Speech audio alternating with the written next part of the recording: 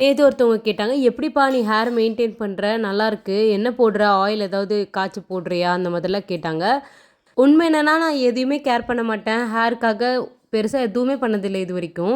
Oil அந்த மாதிரிலாம் கஷ்டப்பட்டு காய்ச்சிலாம் போட மாட்டேன். அதே மாதிரி வெயில் காலத்தில வீக்லி ட்வைஸ் வந்து தலைக்கு குளிச்சுட்டு, வீக் ஃபுல்லா வந்துட்டு நல்லா ஆயில் அப்ளை பண்ணி விட்டுருவேன். நார்மல் கோகனட் ஆயில் தான். பெருசா ஹேர் கேர், ஸ்கின் கேர் அந்த மாதிரிலாம் பண்ணவே மாட்டேன். சில பேர் வந்து முடி இவ்ளோ கொட்டுதே அப்படின்னு சொல்லி யோசிச்சு அந்த வேதனையில இன்னும் கொஞ்சம் முடி அதிகமா கொட்டும். உண்மை என்னன்னா, different types of hair oil try பண்றது, ஷாம்பூஸ் ட்ரை பண்றது, இந்த மாதிரி பண்ணி நெறைய பேருக்கு ஹேர் ஃபால் ஆயிருக்கு. என்னோட அம்மாக்கும், என்னோட பாட்டிக்கும் இதே மாதிரி தான் ஹேர் இருக்கும். ஸோ நான் இது வந்து ஜெனடிக் தான் நெனைக்கிறேன். அவங்களுக்கு அந்த மாரி இருக்கனால எனக்கு இப்படி இருக்கு. நெறைய பேர் வந்து ரொம்ப வேதனைப்படுறாங்க. நம்மளுக்கு ஏன் முடி இந்த மாதிரி இல்ல? நம்ம ஏன் கலர் கம்மியா இருக்கோம்? நாம ஏன் இப்படி இருக்கோம்? அப்படின்னு சொல்லிட்டு. எல்லாரும் ஒரே மாதிரி இருந்தா பார்க்க ரொம்ப நல்லா இருக்காது இல்லையா? அதனால கடவுள் வந்து ஒருத்தர ஒரு மாரி படைச்சிருக்காருன்னு நெனைக்கிறேன்.